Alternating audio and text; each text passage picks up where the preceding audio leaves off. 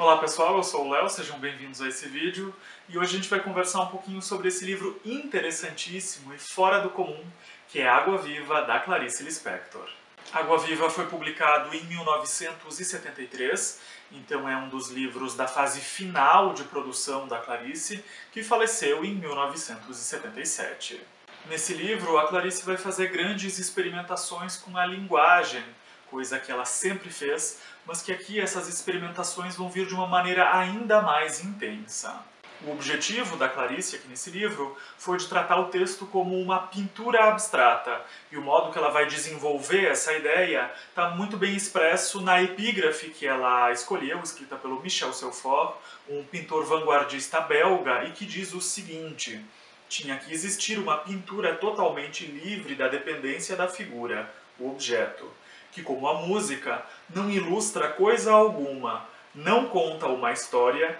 e não lança um mito. Tal pintura contenta-se em evocar os reinos incomunicáveis do espírito, onde o sonho se torna pensamento, onde o traço se torna existência.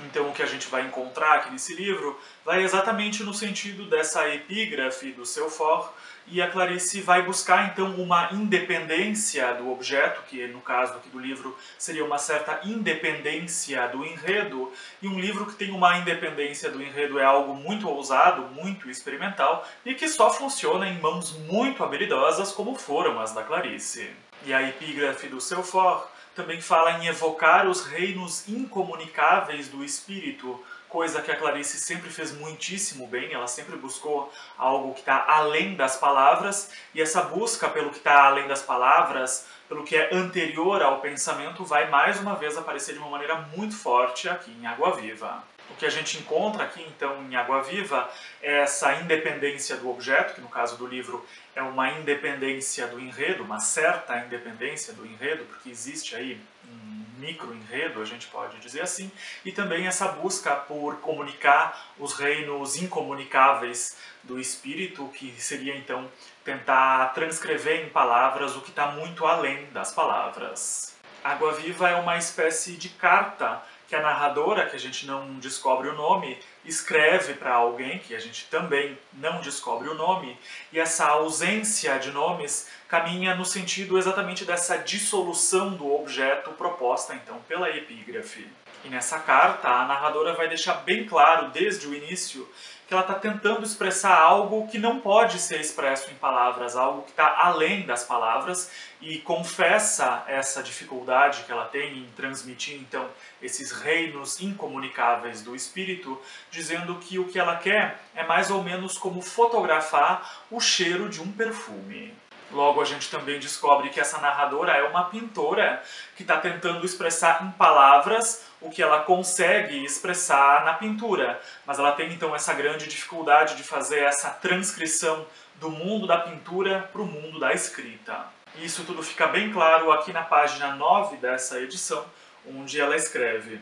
estou consciente de que tudo o que sei não posso dizer. Só sei pintando ou pronunciando sílabas cegas de sentido. E a narradora também vai demonstrar um interesse em captar, através das palavras, o instante, o é, de uma maneira parecida como se capta o instante no processo de uma pintura, principalmente em uma pintura abstrata, em que a gestualidade durante esse processo de pintura é fundamental para a composição da obra final, e em cada gesto de pintura se capta então um instante. E a gente pode fazer uma associação para entender isso com a pintura do Pollock, que a cada pincelada, a cada gesto que ele faz, imprime então um instante na tela através então da pintura. E mais uma vez isso fica claro em um trecho aqui na página seguinte, na página 10, que diz o seguinte: antes de mais nada pinto pintura, e antes de mais nada te escrevo dura escritura. Quero como poder pegar com a mão a palavra. A palavra é objeto, e os instantes eu lhe tiro o sumo de fruta. Tenho que me destituir para alcançar cerne e semente de vida. O instante é semente viva. E essa ânsia em captar o instante e o que está além das palavras vão ser características que a gente vai acompanhar do início ao fim aqui nesse livro. Mas a captação desse instante é dificílima, porque o instante está sempre virando o passado. E ela até usa como exemplo a roda de um carro em movimento, porque em um segundo a gente tem um pedacinho da roda do carro tocando o chão, e no momento seguinte já é o outro pedaço da roda que está tocando o chão, então a cada segundo esse instante é modificado, e ela está sempre nessa ânsia, nessa tentativa de encostar no instante, no momento presente, que está sempre virando o passado. E com isso a gente consegue desvendar um pouquinho do título Água Viva, que não se refere ao animal, água-viva,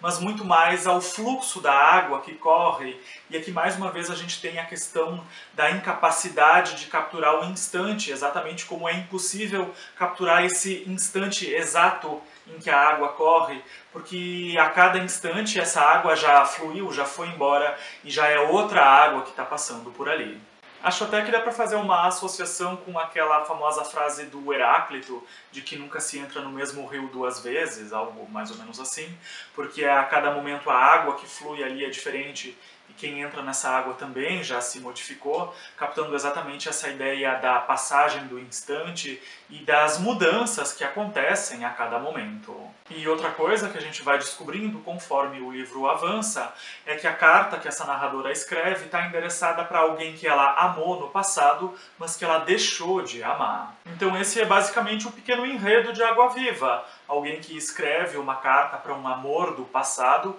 e nessa carta tenta acessar o que está além das palavras e também capturar o instante. E na escrita dessa carta, o fluxo de consciência é fortíssimo, dando muito a impressão de uma escrita espontânea, sem nenhum retoque, em que absolutamente tudo que vem à mente é posto no papel sem nenhum tipo de filtro. E esse livro carta também não tem nenhuma divisão de capítulos, é tudo corrido do início ao fim, mas tem alguns marcos temporais dentro dessa escrita que a gente consegue perceber quando a narradora diz que vai parar de escrever naquele momento e vai fazer outra coisa, e também quando ela volta e indica então que voltou para escrever a carta. E a linguagem utilizada em Água Viva é extremamente lírica, tanto que tem alguns que consideram Água Viva como uma poesia em forma de prosa, por conta desses trechos que são tão maravilhosamente poéticos e muito bonitos. E a cada página desse livro a gente tem uma sensação de maravilhamento acompanhando esse fluxo de pensamentos que corre com total liberdade, sem nenhum tipo de freio e que tenta atingir o que está além das palavras. E em diversos momentos durante a leitura a gente vai encontrar sentimentos que a gente já teve, mas que nunca conseguiu expor em palavras, mas que a Clarice consegue por conta dessa longa investigação durante toda a carreira dela, desses sentimentos que estão além das palavras. Então, em vários momentos a gente vai ter certos lampejos durante a leitura desse livro. Esse aqui é, na minha opinião, um dos textos mais difíceis da Clarice, mas ao mesmo tempo em que ele é bastante difícil, ele também é extraordinariamente bonito. Esse então foi o livro de hoje e espero fortemente que vocês tenham se sentido inspirados a navegar por esse fluxo indescritível de Água Viva. E para quem, assim como eu, gosta muito da Clarice Lispector, aqui na descrição desse vídeo tem um link com uma playlist com mais vídeos sobre as obras dela. Por hoje então é isso, gostaria de agradecer a companhia de vocês e a gente se vê de novo em um próximo vídeo. Um abraço e até lá!